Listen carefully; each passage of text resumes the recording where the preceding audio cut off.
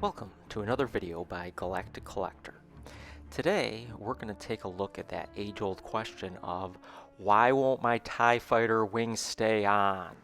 Well, there's really one answer to that. So on the TIE fighter we've got the ejector buttons that you see here, and I've got a Darth Vader Darth Vader TIE fighter button on the one side. That's why it's the dark gray.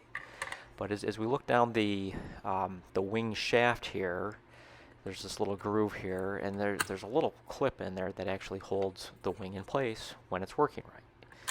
And then when you hit the button, it releases that, and a spring will actually pop that wing right out. I'm just trying to catch it here so it doesn't go flying. But on the other side, we can see it just doesn't stay in place. Well, the reason that is, the problem is in the button itself. So let's take this guy apart and take a look and see what's going on. So within the TIE fighter body, you've got this little cup that holds a spring, and that's doing what's pushing that wing out. And we'll just take this and put it to the side for now. And we've got the button itself, which has the catch for the wing on it. Now, on the other side, it's really the same exact thing. All the button's the same shape, the cup's the same, the spring's the same. So these are very interchangeable, if you get them from another TIE fighter. Now you can see this one's broken. That catch end is just snapped right off. And that's pretty common, to happen. The one on the left here, which is intact, actually is showing some stress fractures where it'll probably break off itself eventually. So what we want to do to fix this, now if you're crafty and creative, in this piece I just cut up a little piece of plastic that's roughly the right shape and size, and use some epoxy to hold it in place, and that actually worked pretty well.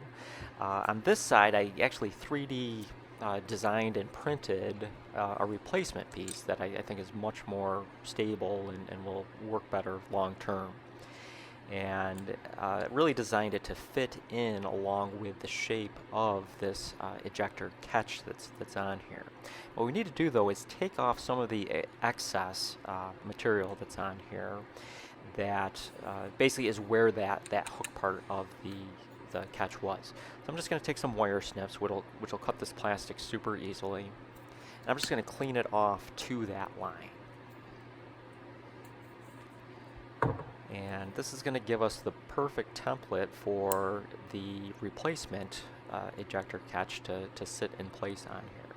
Now, to hold this guy in place, first thing, clean the surface very thoroughly, and then get a high quality super glue. This is Plastruct, but you could use other super glue as well. And I like to shake it up. I don't know if you have to do it, but I always do it. I seem to have better luck when I do a good mixing on that. And then I'm going to apply a pretty liberal coat on both sides. So that's the good thing about this design, is it's getting glued on both sides, so I felt it was giving the maximum support, and even get some on the very end as well.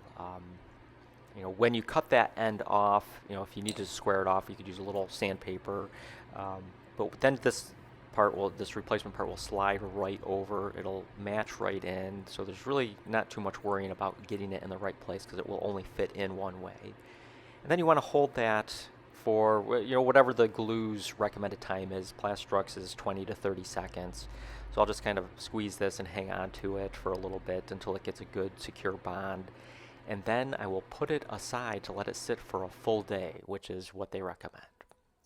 So after we've waited a day or whatever your glue recommends, I'm going to put this back together. I'll just show you how these pieces fit back together real quick. So the little rocker piece, the little arms will fit in from the button. Then we'll slide the spring into the cup, and then the tabs on the cup go vertically. There's a spot for both of them in the top and bottom part of the rocker. And of course the TIE fighter is upside down as we're looking at it right now. So that the hatch part's actually on the table that you're seeing right here. So we get this together, and these wires always get in the way. I like to push them behind these little support tabs that are on the inside of the housing here. And I'm just going to quickly toss the screws in place here, and then we'll test this guy out.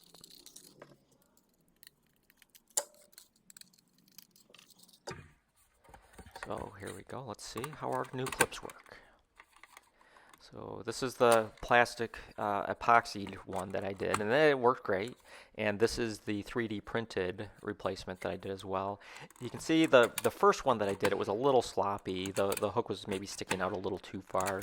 This 3D printed one is really right at the perfect spot. So I did a much better job on that side. But there we have it. Our TIE Fighter is now fixed and ready to go.